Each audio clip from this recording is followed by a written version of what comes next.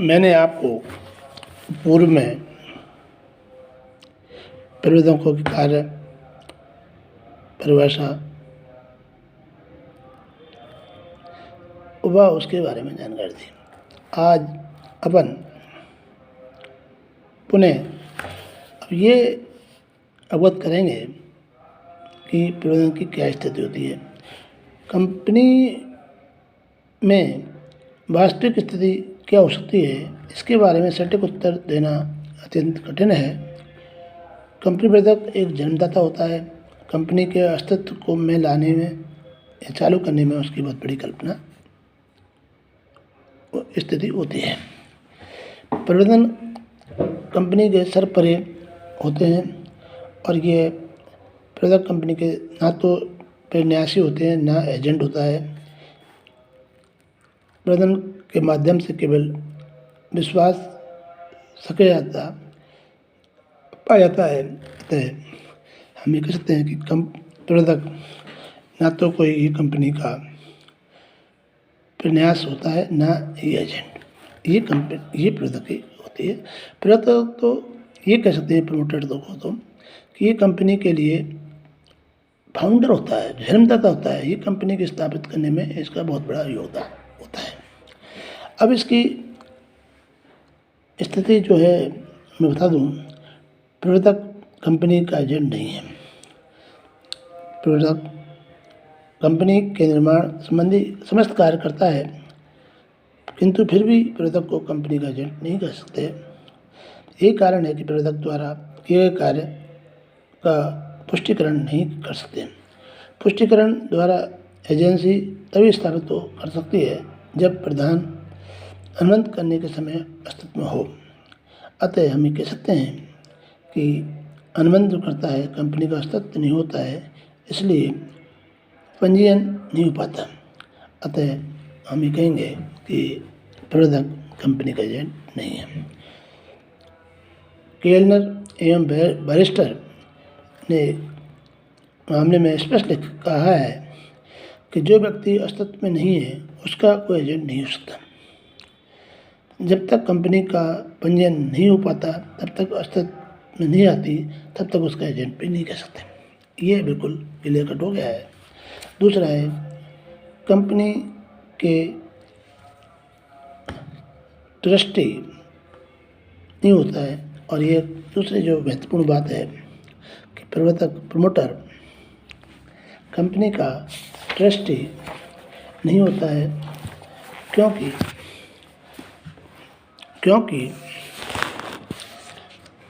Company का प्रयास trustee नहीं होता है। इसका कारण ये होता है कि एजेंट नहीं होने के संबंध में दिया गया है। दूसरे शब्द में कहिए, कंपनी का अस्तित्व नहीं होता है तो उसका प्रन्यासी भी नियुक्त नहीं हो सकता। तीसरा है प्रबंधक का कंपनी के साथ में विश्वास स्थिरता संबंध होना। देखिए बच्चों, बड़ी विडंबना है कि एक तरफ तो प्रबंधक कंपनी का निर्माण करता है, क्योंकि कंपनी का अस्तित्व जो है जब तक नहीं होगा तब तक वो एजेंट नहीं हो सकता, ट्रस्टी नहीं हो सकता। अब यह है कि ये कंपनी के प्रति विश्वास संबंध होता है, क्योंकि प्रबंधक उनके साथ में कंपनी का निर्माण करना न एजेंट होता है न प्रन्यासी। यदि यह कंपनी केवल विश्वास का संबंध होता है, अतः हम कह देंगे कि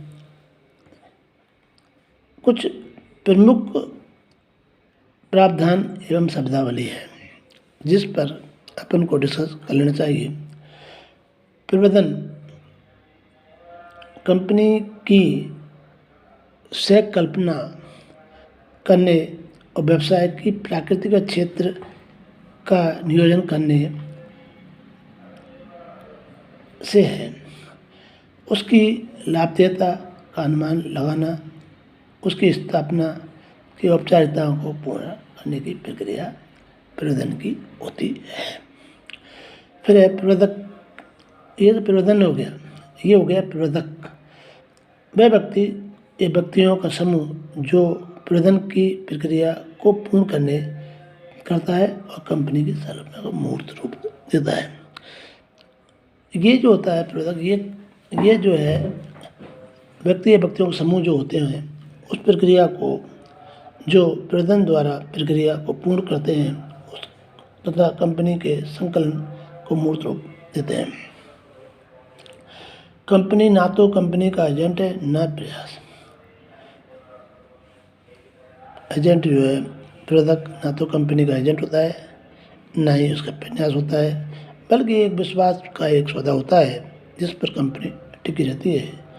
और प्रबंधकों का कंपनी के साथ में विश्वास संबंध होने के कारण ही कंपनी प्रबंधन के संबंध में तभी से स्पष्ट करना चाहिए कि वे कंपनी के संपत्ति बेचकर या अन्य प्रकार की कंपनियों को लाभ प्राप्त करा सकता है।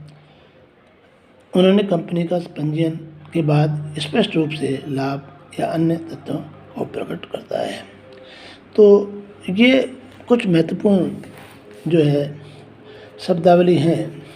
फिर है प्रबंधकों का अंशधारियों के साथ में विश्वास विस्तृत संबंध होता है। Promoter stand by pledgency relation to the shareholder. प्रबंधकों के द्वारा अंशधारियों के साथ भी विश्वास का संबंध पाया जाता है, किंतु इस संबंध में ये बात महत्वपूर्ण है कि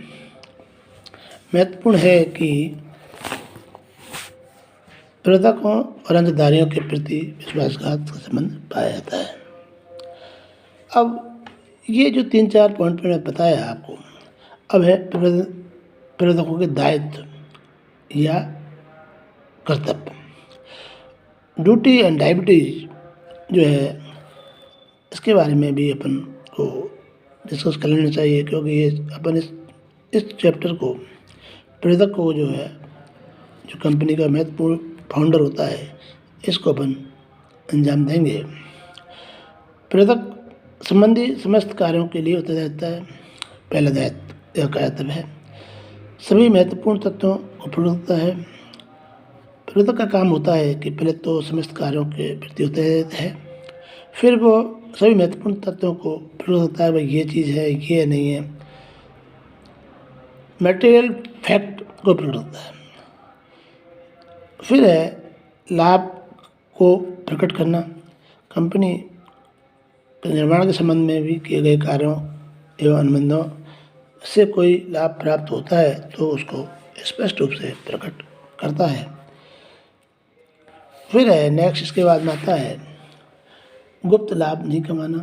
कंपनी के प्रबंधक द्वारा निर्माण के दौरान सभी कार्यों के बारे में गुप्त कोई अनुबंध नहीं कर सकता और क्रय की जाने वाली संपत्ति का पूर्ण विवरण देना। प्रबंधक का मुख्य कार्य है कि जो क्रय की जा रही है संपत्ति उसके बारे में पूरी जानकारी अंशधारियों को क्रय की जाने के लिए प्रेरित करना। प्रबंधक कंपनी के किसी भी संपत्ति को क्रय करने के लिए प्रेरित करता है तो कंपनी प्रबंधक धन से कंपनी कोई संपत्ति खरीदता है तो उसके बारे में पूर्ण जानकारी देता है। अपनी संपत्ति को विक्रय करने से लाभ को पूर्ण करना और अपनी संपत्ति अगर उसने बेची है प्रबंधक ने तो उसके बारे में भी अंशधारियों को सर्व रूप से उसकी घोषणा करनी पड़ती है। और कर्तव्य भंग या कपट के लिए भी दायी है।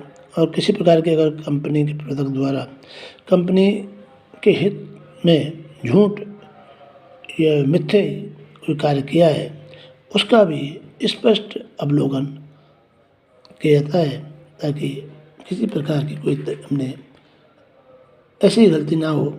दिवालिया होने का दायित्व भी है।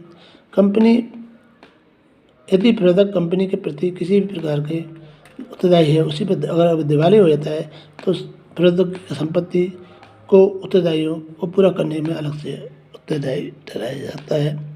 इसलिए हम कहेंगे मृत्यु होने पर दायित्व बनता है। प्रबंधक कंपनी के प्रति किसी प्रकार के उत्तरदायी ठहरा सकता है और प्रबंधक की मृत्यु हो जाती है तो प्रबंधक की संपत्ति को उन दायित्वों को पूरा करने के होता है। नेक्स्ट है पर्यावरण में कपट का हिदायत और जो स्टेटमेंट जारी किए जाते हैं उसमें किसी तरह की कोई कपट का प्रावधान नहीं होता।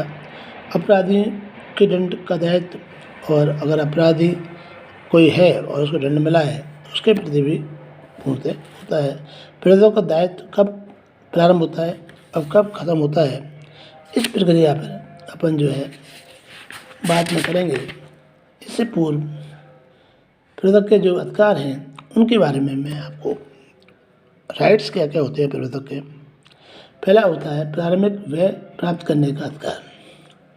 भाई जब प्रारंभिक कोई काम करेगा, कोई भी जब मकान बनाते हैं तो उसके बजरी, चूना, भाटा, लेबर आदि चीज़ की जो प्रारंभिक जो व्यय प्राप्त करने के लिए अधिकार होता है। दूसरा है सह प्रेरकों के अनुत्पादक राशि प्राप्त करने का अधिकार, और जो उसके साथ में जो सहायक होते हैं उनको भी राशि प्राप्त करने का पूर्ण अधिकार होता है। पारिश्रमिक प्राप्त करने का भी अधिकार है, और प्रेरक को जो कंपनी अनेक कार्य करता है उसके लिए यथक प्रयास करता है, उसके लिए सेवा के प्रतिफल में जो परिश्रम मिलता है उसका भी उसका अधिकार होता है। और फिर है नेक्स्ट है, अब मैं आपको ये है, अब प्रेरक के पारिश्रमिक के बारे में हम जो कुछ किसी विधि या विविधाओं का परिश्रम भुगतान करना पड़ता है।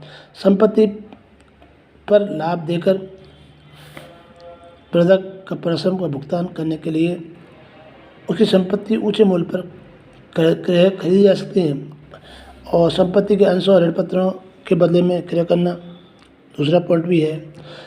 सम मूल्य पर अंश देना और समान मूल्य पर भी अंश जारी कर सकते हैं।